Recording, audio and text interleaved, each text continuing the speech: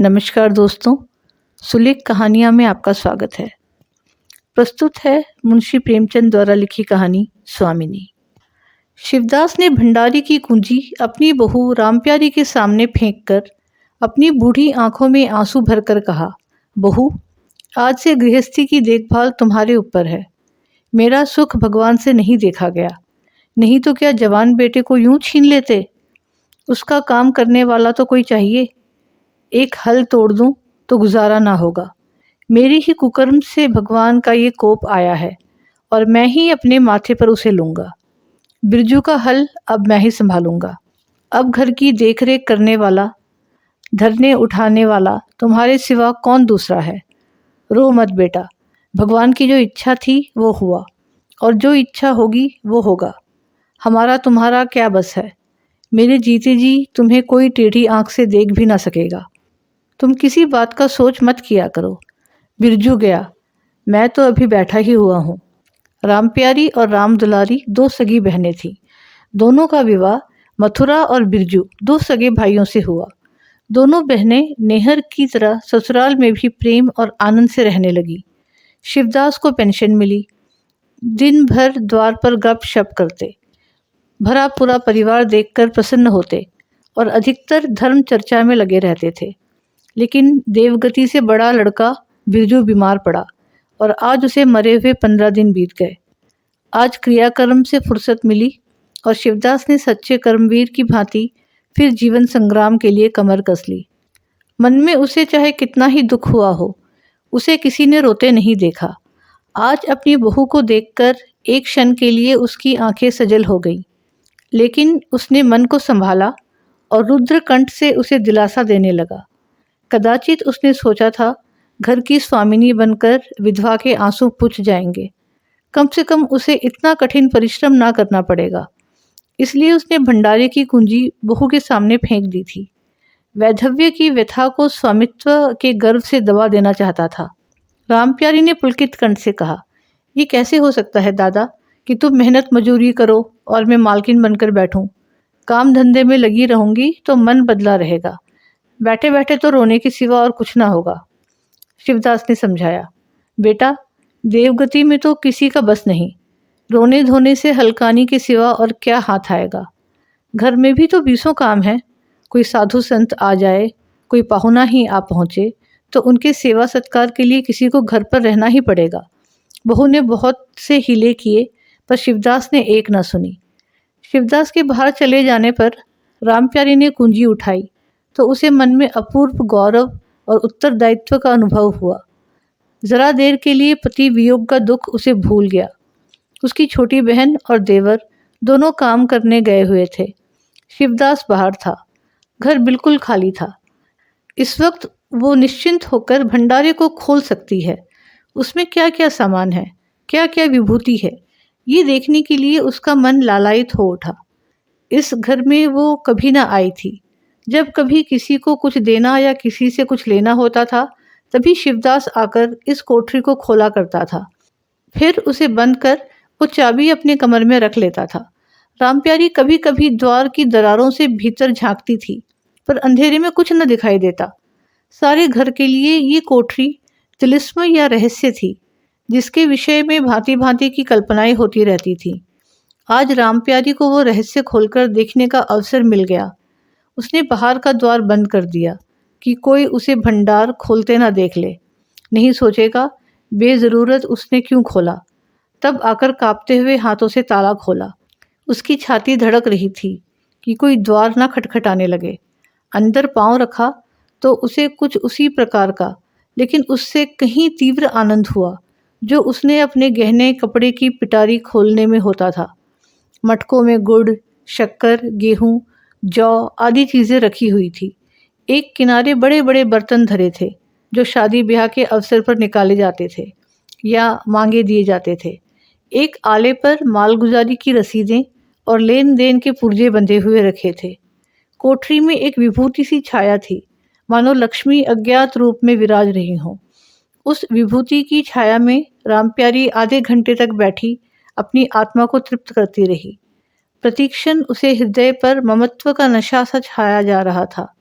जब वो उस कोठरी से निकली तो उसके मन के संस्कार बदल गए थे, मानो किसी ने उस पर मंत्र डाल दिया हो। उसी समय द्वार पर किसी ने आवाज दी। उसने तुरंत भंडारे का द्वार बंद किया और जाकर सदर दरवाजा खोल दिया। देखा तो पड़ोसन झुनिया खड़ी है और 1 रुपया उधार मांग रही है। राम प्यारे ने रुखाई से कहा, अभी तो 1 पैसा घर में नहीं है जीजी, क्रियाक्रम में सब खर्च हो गया। झुनिया चकरा गई। चौधरी के घर में इस समय 1 रुपया भी नहीं है, ये विश्वास करने की बात न थी। जिसके यहाँ सैकड़ों का लेन देन है, वो सब कुछ क्रियाक्रम में नहीं खर्च कर सकता। अगर शिवदास ने बहाना किया होता तो उसे आश्चर्य ना होता। प्यारी तो अपने सरल स्वभाव के लिए गांव में मशहूर थी। अक्सर शिवदास की आंखें बचाकर पड़ोसनों को इच्छित वस्तुएं दे दिया करती थी। अभी कल ही उसने जानकी को सेर भर दूध दिया, यहाँ तक कि अपने गहने तक मांगे दे देती थी। कृपन शिवदास के घर में ऐसी सखरज बहू का आना गांव वाले अपने सौभाग्य की बात समझते थे। झुनिया ने चकित होकर कहा, ऐसा ना कहो जीजी, बड़े गाढ़े में पढ़कर आई हूँ। नहीं तुम जानती हो, मेरी आदत ऐसी नहीं है। बाकी का 1 रुपया देना है। प्यादा द्वार पर खड़ा बकझक कर रहा है। रुपया दे दो तो किसी तरह ये विपत्ति टले। मैं आज के 8वें दिन आकर दे जाऊंगी। गांव में और कौन घर है जहां मांगने जाऊं। प्यारी टस से मस न हुई। उसके जाते ही प्यारी सांझ के लिए रसोई पानी का इंतजाम करने लगी। पहले चावल दाल बिनना अपार लगता था और रसोई में जाना तो सूली पर चढ़ने से कम ना था। कुछ देर बहनों में झाँव झाँव होती, तब शिवदास आकर कहते, क्या आज रसोई ना बनेगी? तो 2 में से एक उठती और मोटे मोटे टिक्कड़ लगाकर रख देती, मानो बैल का रातीब हो। आज प्यारी तन मन से रसोई के प्रबंध में लगी हुई है। अब वो घर की स्वामिनी है। तब उसने बाहर निकल कर देखा, कितना कूड़ा करकट पड़ा हुआ है। बुढ़ो दिन भर मक्खी मारा करते हैं, इतना भी नहीं होता कि जरा झाड़ू ही लगा दें। अब क्या इनसे इतना भी ना होगा? द्वार चिकना होना चाहिए कि देखकर आदमी का मन प्रसन्न हो जाए, ये नहीं कि उबकाई आने लगे। अभी कह दूं तो तिनक उठें। अच्छा, मुन्नी नांद में अलग क्यों खड़ी है? अच्छा, मुन्नी नांद से अलग क्यों खड़ी है? उसने मुन्नी के पास जाकर नांद में झांका। दुर्गंध आ रही है। ठीक, मालूम होता है महीनों से पानी ही नहीं बदला गया। इस तरह तो गाय रह चुकी। अपना पेट भर लिया, छुट्टी हुई। और किसी से क्या मतलब? हाँ, दूध सबको अच्छा लगता है। दादा द्वार पर बैठे चिलम पी रहे हैं, मगर इतना ही नहीं होता कि 4 घड़ा पानी नान में डाल दें। मजूर रखा है, वो भी 3 कौड़ी का। खाने को ढेर सेर, काम करते नानी मरती है। आज आता है तो पूछती हूँ, नाद में पानी क्यों नहीं बदला? रहना हो रहे या जाए, आदमी बहुत मिलेंगे। चारों ओर तो लोग मारे मारे फिर रहे हैं। आखिर उससे न रहा गया, घड़ा उठाकर पानी लाने चली। शिवदास ने पुकारा, पानी क्या होगा बहू, इसमें पानी भरा हुआ है। प्यारी ने कहा, नांद का पानी सड़ गया है। मुन्नी भूसे में मुंह नहीं डालती, देखते नहीं हो कोस भर पर खड़ी है। शिवदास मार्मिक भाव से मुस्काए और आकर बहू के हाथ से घड़ा ले लिया। कई महीने बीत गए।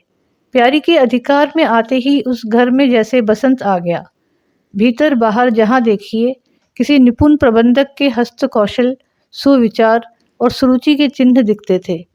प्यारी ने गृह यंत्र की ऐसी चाबी कस दी थी कि सभी पुर्जे ठीक ठाक चलने लगे थे।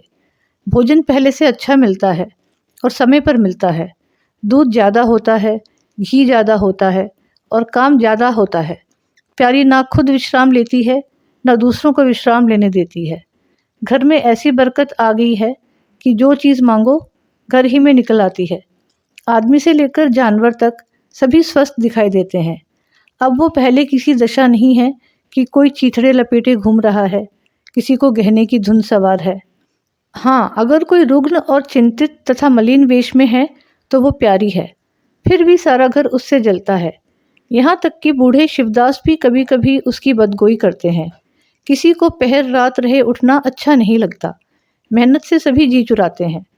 फिर भी ये सब मानते हैं कि प्यारी ना हो तो घर का काम ना चले। और तो और दोनों बहनों में भी अब उतना अपनापन नहीं। प्रातःकाल का समय था। दुलारी ने हाथों के कड़े लाकर प्यारी के सामने पटक दिए और घुन्नाई हुई बोली, लेकर इसे भी भंडारे में बंद कर दे। प्यारी ने कड़े उठा लिए और कोमल स्वर में कहा, कह तो दिया, हाथ में रुपए आने दे, बनवा दूंगी। अभी ऐसा घिस नहीं गया है कि आज ही उतार कर फेंक दिया जाए। दुलारी लड़ने को तैयार होकर आई थी। बोली, तेरे हाथ में काहे को कभी रुपए आएंगे और काहे को कड़े बनेंगे। जोड़ जोड़ रखने में मज़ा आता है ना। प्यारी ने हंसकर कहा, जोड़ जोड़ रखती हूँ तो तेरे ही लिए कि मेरे कोई और बैठा हुआ है कि मैं सबसे ज़्यादा खा पहन लेती हूँ। मेरा अनंत कब का टूटा पड़ा है। दुलारी ने कहा, तुम ना खाओ ना पहनो, जस तो पाती हो। यहाँ खाने पहनने के सिवा और क्या है। मैं तुम्हारा हिसाब किताब नहीं जानती। मेरे कड़े आज बनने को भेज दो। प्यारी ने सरल विनोद के भाव से पूछा, रुपए ना हो तो कहाँ से लाऊं। दुलारी ने उद्दंडता के साथ कहा, मुझे इससे कोई मतलब नहीं, मैं तो कड़े चाहती हूँ। इसी तरह घर के सब आदमी अपने अपने अवसर पर प्यारी को 2-4 खरी खोटी सुना जाते थे और वो गरीब सबकी धौंस हंसकर सहती थी। स्वामिनी का ये धर्म है कि सबकी धौंस सुन ले और करे वही जिसमें घर का कल्याण हो। स्वामित्व के कवच पर धौंस, ताने, धमकी किसी का असर ना होता। उसकी स्वामिनी की कल्पना इन आघातों से और भी स्वस्थ होती थी। वो गृहस्थी की संचालिका है। सभी अपने अपने दुख उसी के सामने रोते हैं, पर जो कुछ वो करती है वही होता है। इतना उसे प्रसन्न करने के लिए काफ़ी था। गांव में प्यारी की सराहना होती थी। अभी उम्र ही क्या है, लेकिन सारे घर को संभाले हुए है। चाहती तो सगाई करके चैन से रहती। इस घर के पीछे अपने को मिटाई देती है। कभी किसी से हंसती बोलती भी नहीं, जैसे काया पलट हो गई। कई दिन बाद दुलारी के कड़े बनकर आ गए। प्यारी खुद सुनार के घर दौड़ी दौड़ी गई। संध्या हो गई थी। दुलारी और मथुरा हाट से लौटे। प्यारी ने नए कड़े दुलारी को दिए। दुलारी निहाल हो गई। चटपट कड़े पहने और दौड़ी हुई बरौठे में जाकर मथुरा को दिखाने लगी। प्यारी बरौठे के द्वार पर छिपी खड़ी ये दृश्य देखने लगी। उसकी आंखें सजल हो गई। दुलारी उससे कुल 3 साल ही तो छोटी है, पर दोनों में कितना अंतर है। उसकी आंखें मानो उस दृश्य पर जम गई। दंपत्ति का वो सरल आनंद, उनका प्रेमालिंगन, उनका मुग्ध मुद्रा प्यारी की टकटकी से बन गई। यहाँ तक कि दीपक के धुंधले प्रकाश में वे दोनों उनकी नज़रों से गायब हो गए और अपनी ही अतीत जीवन की एक लीला आंखों के सामने बार बार नए नए रूप में आने लगी। सहसा शिवदास ने पुकारा, बड़ी बहू, एक पैसा दो, तंबाकू मंगवाऊं। प्यारी की समाधि टूट गई। आंसू पहुँचती हुई भंडारे में पैसा लेने चली गई। एक एक करके प्यारी के गहने उसके हाथ से निकलते जाते थे। वो चाहती थी मेरा घर गांव में सबसे संपन्न समझा जाए और इस महत्वाकांक्षा का मूल्य देना पड़ता था। कभी घर की मरम्मत के लिए और कभी बैलों की नई गोई खरीदने के लिए, कभी नातेदारों के व्यवहारों के लिए, कभी बीमारों की दवा दारू के लिए रुपए की ज़रूरत पड़ती रहती थी। और जब बहुत कतर ब्योन करने पर भी काम न चलता तो वो अपनी कोई ना कोई चीज़ निकाल देती और चीज़ एक बार हाथ से निकलकर फिर ना लौटती थी। वो चाहती तो इनमें से कितने ही खर्चों को टाल जाती, पर जहाँ इज्जत की बात आ पड़ती वो दिल खोलकर खर्च करती। अगर गांव में हेठी हो गई तो क्या बात रही, लोग उसी का नाम तो धरेंगे। दुलारी के पास भी गहने थे, 1-2 चीज़ें मथुरा के पास भी थी, लेकिन प्यारी उनकी चीज़ें ना छूती। उनके खाने पहनने के दिन थे, वे इस जंजाल में क्यों फंसे। दुलारी को लड़का हुआ तो प्यारी ने धूम से जन्मोत्सव मनाने का प्रस्ताव किया। शिवदास ने विरोध किया। क्या फ़ायदा, जब भगवान की दया से सगाई ब्याह के दिन आएंगे तो धूमधाम कर लेना। प्यारी का हौसलों से भरा दिल भला क्यों मानता। बोली, कैसी बात करते हो दादा, पहलौठे लड़के के लिए भी धूमधाम ना हुई तो कब होगी। मन तो नहीं मानता, फिर दुनिया क्या कहेगी। नाम बड़े और दर्शन छोटे। मैं तुमसे कुछ नहीं मांगती, अपना सारा सरंजाम कर लूँगी, गहनों के माथे जाएगी और क्या। शिवदास ने चिंतित होकर कहा, इस तरह एक दिन धागा भी ना बचेगा। कितना समझाया, बेटा भाई भौजाई किसी के नहीं होते। अपने पास 2 चीज़ें रहेंगी तो सब मुंह जोहेंगे, नहीं कोई सीधे मुंह बात भी ना करेगा। प्यारी ने ऐसा मुंह बनाया मानो वो ऐसी बूढ़ी बातों से बहुत सुन चुकी है और बोली, जो अपने हैं वे भी ना पूछें तो भी अपने ही रहते हैं। मेरा धर्म मेरे साथ है, उनका धर्म उनके साथ है। मर जाऊंगी तो क्या छाती पर लाद के ले जाऊंगी। धूमधाम से जन्मोत्सव मनाया गया। बरही के दिन सारी बिरादरी का भोज हुआ। लोग खा पी कर चले गए। प्यारी दिन भर की थकी मांदी आंगन में एक टाट का टुकड़ा बिछाकर कमर सीधी करने लगी। आंखें झपक गई। मथुरा उसी वक्त घर में आया। नवजात पुत्र को देखने के लिए उसका चित्त व्याकुल हो रहा था। दुलारी सौर गृह से निकल चुकी थी। गर्भावस्था में उसकी देह क्षीण हो गई थी। मुंह भी उतर गया था, पर आज स्वस्थता की लालिमा मुख पर छाई हुई थी। सौर के संयम और पौष्टिक भोजन ने देह को चिकना कर दिया था। मथुरा उसे आंगन में देखते ही समीप आ गया और एक बार प्यारी की ओर ताककर उसके निद्रामग्न होने का निश्चय करके उसने शिशु को गोद में ले लिया और उसका मुंह चूमने लगा। आहट पाकर प्यारी की आंखें खुल गई, पर उसने नींद का बहाना किया और अधखुली आंखों से ये आनंद क्रीड़ा देखने लगी। माता और पिता दोनों बारी बारी से बालक को चूमते, गले लगाते और उसके मुख को निहारते थे। कितना स्वर्गीय आनंद था। प्यारी की तृषित लालसा एक क्षण के लिए स्वामिनी को भूल गया। जैसे लगाम से मुखबद्ध, बोझ से लदा हुआ, हाँकने वाले के चाबुक से पीड़ित, दौड़ते दौड़ते बेदम तुरंग हिनहिनाने की आवाज़ सुनकर कनौतियाँ खड़ी कर लेता है और परिस्थिति को भूलकर एक दबी हुई हिनहिनाहट से उसका जवाब देता है। कुछ वही दशा प्यारी की हुई। उसका मातृत्व जो पिंजरे में बंद, मूक, निशेष्ट पड़ा हुआ था, समीप से आने वाली मातृत्व की चहकार सुनकर जैसे जाग पड़ा और चिंताओं के उस पिंजरे से निकलने के लिए पंख फड़फड़ाने लगा। मथुरा ने कहा, ये मेरा लड़का है। दुलारी ने बालक को गोद में चिपटा कर कहा, हाँ क्यों नहीं, तुम्ही ने तो 9 महीने पेट में रखा है। सांसत तो मेरी हुई, बाप कहलाने के लिए तुम कूद पड़े। मथुरा बोला, मेरा लड़का ना होता तो मेरी सूरत का क्यों होता। चेहरा, मोहरा, रंग, रूप सब मेरा हिस्सा है कि नहीं। दुलारी बोली, इससे क्या होता है। बीज बनिए के घर से आता है, खेत किसान का होता है। उपज बनिए की नहीं होती, किसान की होती है। मथुरा बोला, बातों में तुमसे कोई न जीतेगा। मेरा लड़का बड़ा हो जाएगा तो मैं द्वार पर बैठकर मजे से हुक्का पिया करूँगा।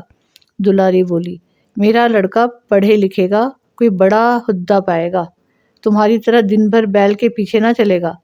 मालकिन से कहना है कल एक पालना बनवा दे। मथुरा ने कहा, अब बहुत सवेरे ना उठा करना और छाती फाड़ कर काम भी ना करना। दुलारी बोली, ये महारानी जीने देंगी। मथुरा ने कहा, मुझे तो बेचारी पर दया आती है। उसके कौन बैठा हुआ है, हम ही लोगों के लिए मरती है। भैया होते तो अब तक 2-3 बच्चों की माँ हो गई होती। प्यारी के कंठ में आंसुओं का ऐसा वेग उठा कि उसे रोकने में सारी देह कांप उठी। अपना वंचित जीवन उसे मरुस्थल सा लगा, जिसकी सूखी रेत पर वो हरा भरा बाग लगाने की निष्फल चेष्टा कर रही थी। कुछ दिनों के बाद शिवदास भी मर गया। उधर दुलारी के 2 बच्चे और हुए। वो भी अधिकतर बच्चों के लालन पालन में व्यस्त रहने लगी। खेती का काम मजदूरों पर आ पड़ा। मथुरा मजदूर तो अच्छा था, संचालक अच्छा ना था। उसे स्वतंत्र रूप से काम लेने का कभी अवसर ना मिला। खुद पहले भाई की निगरानी में काम करता रहा, बाद में बाप की निगरानी में काम करने लगा। खेती का तार भी न जानता था। वही मजूर उसके यहाँ टिकते थे जो मेहनत नहीं, खुशामद करने में कुशल होते थे।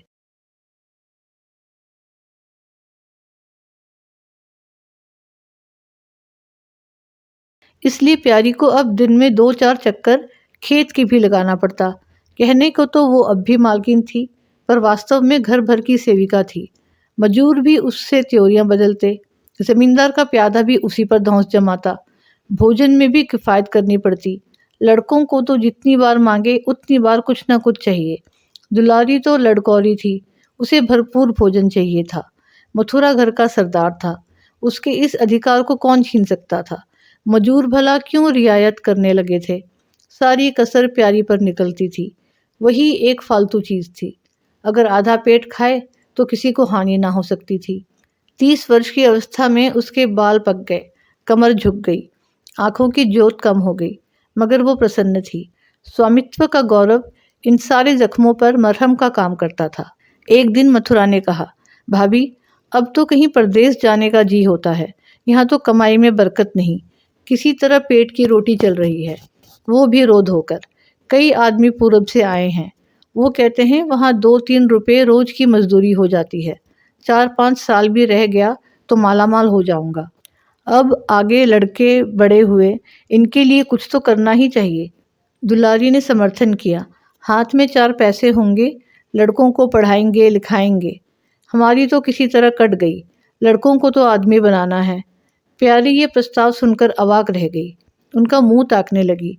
इसके पहले इस तरह की बातचीत कभी ना हुई थी। ये धुन कैसे सवार हो गई? उसे संदेह हुआ, शायद मेरे कारण ये भावना उत्पन्न हुई। बोली, मैं तो जाने को ना कहूँगी, आगे जैसी इच्छा हो। लड़कों को पढ़ाने लिखाने के लिए यहाँ भी तो मदरसा है। फिर क्या नित्य यही दिन बने रहेंगे? 2-3 साल भी खेती बन गई तो सब कुछ ठीक हो जाएगा। मथुरा बोला, इतने दिन खेती करते हो गए, अब तक ना बनी तो अब आगे क्या बन जाएगी? इस तरह एक दिन चले जाएंगे, मन की मन में रह जाएगी। फिर अब पौरुख भी तो थक गया है, यही खेती कौन संभालेगा? लड़कों को मैं चक्की में जोतकर उनकी ज़िंदगी नहीं खराब करना चाहता। प्यारी ने आंखों में आंसू लाकर कहा, भैया, घर पर जब तक आधी मिले सारी के लिए ना धावनी चाहिए, मगर मेरी ओर से कोई बात हो तो अपना घर बार अपने हाथ में करो, मुझे एक टुकड़ा दे देना, पड़ी रहूँगी। मथुरा आर्द्र कंठ होकर बोला, भाभी ये तुम क्या कहती हो? तुम्हारे ही संभाले ये सब अब तक है, नहीं रसातल में चला गया होता। इस गृहस्थी के पीछे तुमने अपनी को मिट्टी में मिला लिया, अपनी देह घुला डाली। मैं अंधा नहीं हूँ, सब कुछ समझता हूँ। हम लोगों को जाने दो, भगवान ने चाहा तो घर फिर संभल जाएगा। तुम्हारे लिए हम बराबर खर्च वरच भेजते रहेंगे। प्यारी ने कहा, जो ऐसा ही है तो तुम चले जाओ, बाल बच्चों को कहाँ कहाँ बांधे फिरोगे? दुलारी बोली, ये कैसे हो सकता है बहन? यहाँ देहात में लड़के क्या पढ़ेंगे लिखेंगे? बच्चों के बिना इनका जी भी वहाँ ना लगेगा। दौड़ दौड़ कर घर आएंगे और सारी कमाई रेल खा जाएगी। परदेश में अकेले जितना खर्चा होगा उतने में सारा घर आराम से रहेगा। प्यारी बोली, तो मैं ही यहाँ रहकर क्या करूँगी? मुझे भी लेते चलो। दुलारी उसे साथ ले चलने को तैयार ना थी। कुछ दिन जीवन का आनंद उठाना चाहती थी। अगर परदेश में भी ये बंधन रहा तो जाने से फ़ायदा ही क्या? बोली, बहन तुम चलती तो क्या बात थी, लेकिन फिर यहाँ का कारोबार तो चौपट हो जाएगा। तुम तो कुछ ना कुछ देखभाल करती ही रहोगी। प्रस्थान की तिथि एक दिन पहले ही राम प्यारी ने रात भर जागकर हलवा और पूरियां पकाई। जब से इस घर में आई, कभी एक दिन के लिए भी अकेले रहने का अवसर नहीं आया। दोनों बहनें सदा साथ रहीं। आज उस भयंकर अवसर को सामने आते देखकर प्यारे का दिल बैठा जाता था। वो देखती थी मथुरा प्रसन्न है, बालवृंद यात्रा के आनंद में खाना पीना तक भूले हुए हैं, तो उसके जी में आता वो भी इसी भांति निर्द्वंद रहे, मोह और ममता को पैरों से कुचल डाले। किंतु वो ममता जिस खादल को खा खाकर पली थी, उसे अपने सामने से हटाए जाते देखकर शुद्ध होने से ना रोक पाती। दुलारी तो इस तरह निश्चिंत होकर बैठी थी मानो कोई मेला देखने जा रही है। नई नई चीज़ों को देखने, नई दुनिया में विचरने की उत्सुकता ने उसे क्रिया शून्य सा कर दिया था। प्यारी के सिरे सारे प्रबंध का भार था। धोबी के घर से सब कपड़े आए हैं या नहीं, कौन कौन से बर्तन साथ जाएंगे, सफ़र खर्च के लिए कितने रुपयों की ज़रूरत होगी। एक बच्चे को खांसी आ रही है, दूसरे को कई दिन से दस्त आ रहे हैं। उन दोनों की औषधियों को पीसना, कूटना आदि सैकड़ों ही काम व्यस्त किए हुए है। लड़कोरी ने होकर भी वो बच्चों के लालन पालन में दुलारी से कुशल थी। देखो, बच्चों को बहुत मारना पीटना मत, मारने से बच्चे ज़िद्दी या बेहया हो जाते हैं। बच्चों के साथ आदमी को बच्चा बन जाना पड़ता है। जो तुम चाहो कि हम आराम से पड़े रहें और बच्चे चुपचाप बैठे रहें, हाथ पैर ना हिलाएं, तो ये हो नहीं सकता। बच्चे तो स्वभाव के चंचल होते हैं, उन्हें किसी न किसी काम में फंसाए रखो। धेले का खिलौना 1000 घुड़कियों से बढ़कर होता है। दुलारी इन उपदेशों को इस तरह बेमन होकर सुनती थी मानो कोई सनक कर बक रहा हो। विदाई का दिन प्यारी के लिए परीक्षा का दिन था। उसके जी में आता था कहीं चली जाए जिसमें वो दृश्य देखना ना पड़े। हाँ, घड़ी भर में ये घर सूना हो जाएगा। वो दिन भर घर में अकेली पड़ी रहेगी, किससे हंसेगी बोलेगी, ये सोचकर उसका हृदय कांप जाता था। ज्यों-ज्यों समय निकट आता था उसकी वृत्तियाँ शिथिल होती जाती थीं। वो कोई काम करते करते जैसे खो जाती थी और अपलक नेत्रों से किसी वस्तु को ताकने लगती। कभी अवसर पाकर एकांत में जाकर थोड़ा सा रो लेती थी। मन को समझा रही थी, ये लोग अपने होते तो क्या इस तरह चले जाते? ये तो मानने का नाता है, किसी पर कोई ज़बरदस्ती है। दूसरों के लिए कितना ही मरो तो भी अपने नहीं होते। पानी तेल में कितना ही मिले फिर भी अलग ही रहेगा। बच्चे नए नए कुर्ते पहने नवाब बने घूम रहे थे। प्यारी उन्हें प्यार करने के लिए गोद लेना चाहती तो रोने का सा मुंह बनाकर छुड़ाकर भाग जाते। वो क्या जानती थी कि ऐसे अवसर पर बधुआ अपने बच्चे भी निष्ठुर हो जाते हैं। 10 बजते बजते द्वार पर बैलगाड़ी आ गई। लड़के पहले ही से उस पर जा बैठे। गांव के कितने स्त्री पुरुष मिलने आए। प्यारी को इस समय उनका आना बुरा लग रहा था। वो दुलारी से थोड़ी देर एकांत गले मिलकर रोना चाहती थी। मथुरा से हाथ जोड़कर कहना चाहती थी, मेरी खोज खबर लेते रहना, तुम्हारे सिवा मेरा संसार में कौन है। लेकिन इस भीड़ में उनको इस बात का मौका ना मिला। मथुरा और दुलारी दोनों गाड़ी में जा बैठे और प्यारी द्वार पर रोती खड़ी रह गई। वो इतनी विहल थी कि गांव के बाहर तक पहुंचाने की भी उसे सुधि ना रही। कई दिन से प्यारी मूर्छित सी पड़ी रही। न घर से निकली, न चूल्हा जलाया, न हाथ मुंह धोया। उसका हलवाहा जोखू बार बार आकर कहता, मालकिन उठो, मुंह हाथ धो, कुछ खाओ पियो। कब तक इस तरह पड़ी रहोगी?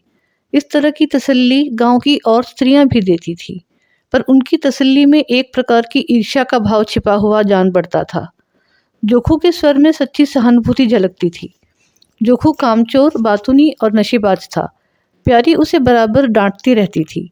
एक दो बार उसे निकाल भी चुकी थी, पर मथुरा के आग्रह से फिर रख लिया था। आज भी जोखू की सहानुभूति भरी बातें सुनकर प्यारी झुंझलाती, ये काम करने क्यों नहीं जाता, यह मेरे पीछे क्यों पड़ा हुआ है। मगर उसे झिड़क देने को जी ना चाहता था। उसे उस समय सहानुभूति की भूख थी। फल कांटेदार वृक्ष से भी मिले तो क्या उन्हें छोड़ दिया जाता है। धीरे धीरे क्षोभ का वेग कम हुआ। जीवन में व्यापार होने लगा। अब खेती का सारा भार प्यारी पर था। लोगों ने सलाह दी, एक हल तोड़ दो और खेतों को उठा दो, पर प्यारी का गर्भ यूं ढोल बजाकर अपनी पराजय स्वीकार ना करना था। सारे काम पूर्ववत चलने लगे। उधर मथुरा के चिट्ठी पत्री ना भेजने से उसके अभिमान को और भी उत्तेजना मिली। वो समझता है मैं उसके आश्रय बैठी हूँ। उसके चिट्ठी भेजने से मुझे कोई निधि ना मिल जाती। उसे अगर मेरी चिंता नहीं है तो मैं कब तक उसकी परवाह करती रहूं। घर में तो अब विशेष काम रहा नहीं। प्यारी सारे दिन खेती बाड़ी के कामों में लगी रहती। खरबूजे बोए थे, वो खूब फले और खूब बिके। पहले सारा दूध घर में खर्च हो जाता था, अब बिकने लगा। प्यारी की मनोवृत्तियों में भी एक विचित्र परिवर्तन आ गया। वो अब साफ कपड़े पहनती, मांगचोटी की ओर भी उतनी उदासीन ना रही। आभूषणों में भी रुचि हुई। रुपए हाथ में आते ही उसने अपने गिरवी गहने छुड़ाए और भोजन भी संयम से करने लगी।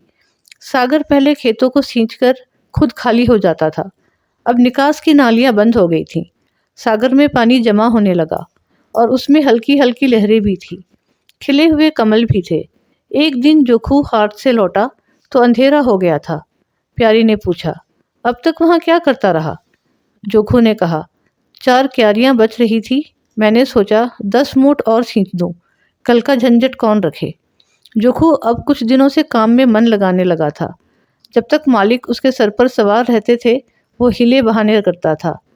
अब सब कुछ उसके हाथ में था। प्यारी सारे दिन हाथ में थोड़ी ही रह सकती थी, इसलिए अब उसमें जिम्मेदारी आ गई थी।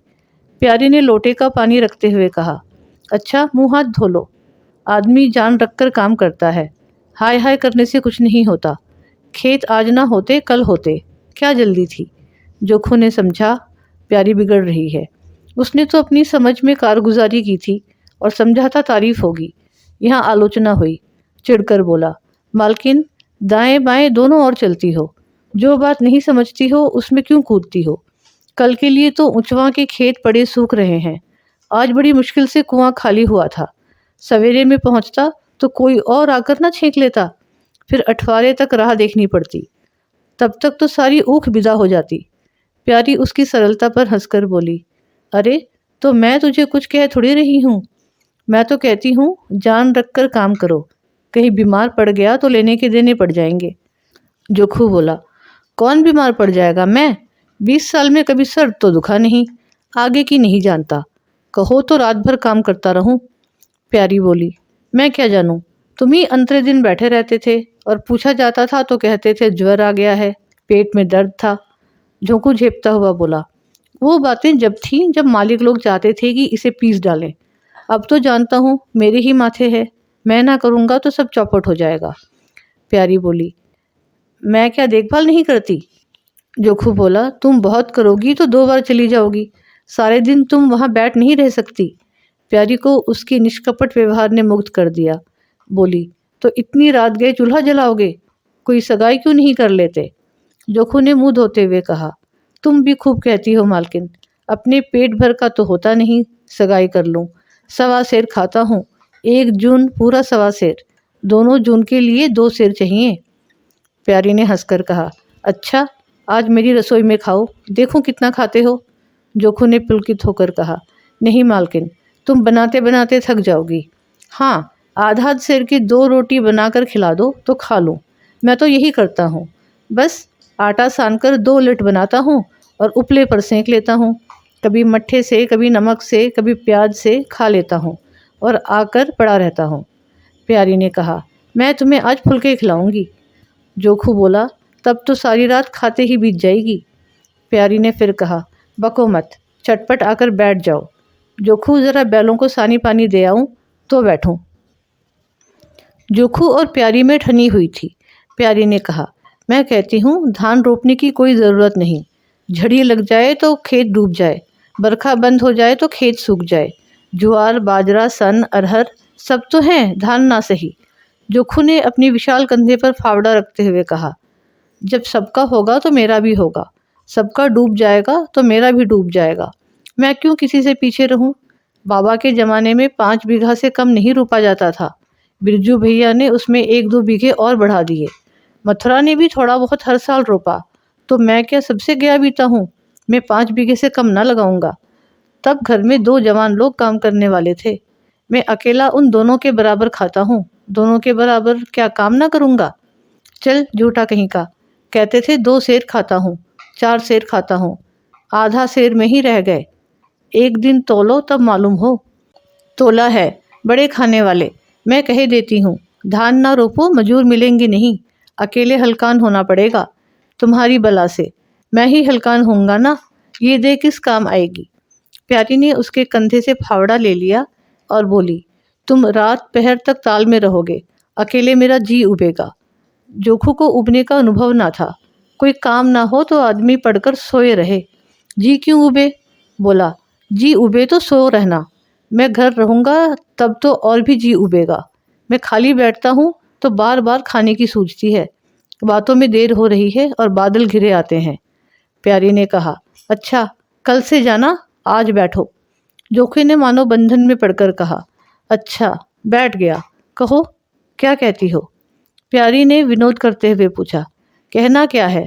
मैं तुमसे पूछती हूँ, अपनी सगाई क्यों नहीं कर लेते? अकेले मरती हूँ तब 1 से 2 हो जाएंगे। जोखू शर्माता हुआ बोला, तुमने फिर वही बेबात की बात छेड़ दी मालकिन, किससे सगाई कर लूँ यहाँ? ऐसी मेहरिया लेकर क्या करूँगा जो गहनों के लिए मेरी जान खाती रहे। प्यारी ने कहा, ये तो तुमने बड़ी कड़ी शर्त लगाई, ऐसी औरत कहाँ मिलेगी जो गहने भी ना चाहे। जोखू ने कहा, ये मैं थोड़े ही कहता हूँ कि वो गहने ना चाहे, हाँ मेरी जान ना खाए। तुमने तो कभी गहनों के लिए हट ना किया, बल्कि अपने सारे गहने दूसरों के ऊपर लगा दिए। प्यारी के कोपलों पर हल्का सा रंग आ गया। बोली, अच्छा और क्या चाहते हो? जोखू बोला, मैं कहने लगूंगा तो बिगड़ जाओगी। प्यारी की आंखों में लज्जा की एक रेखा नजर आई। बोली, बिगड़ने की बात कहोगे तो जरूर बिगड़ूंगी। जोखू बोला, तो मैं ना कहूँगा। प्यारी ने उसे पीछे की ओर ठेलते हुए कहा, कहोगे कैसे नहीं, मैं कहला के छोड़ूंगी। जोखू बोला, मैं चाहता हूँ कि वो तुम्हारी तरह हो, ऐसी गंभीर हो, ऐसी ही बातचीत में चतुर हो, ऐसा ही अच्छा पकाती हो, ऐसे ही किफ़ायती हो, ऐसा ही हंसमुख हो। बस ऐसी औरत मिलेगी तो करूँगा, नहीं इसी तरह बड़ा रहूँगा। प्यारी का मुख लज्जा से आरक्त हो गया। उसने पीछे हटकर कहा, तुम बड़े नटखट हो। हंसी हंसी में सब कुछ कह गए।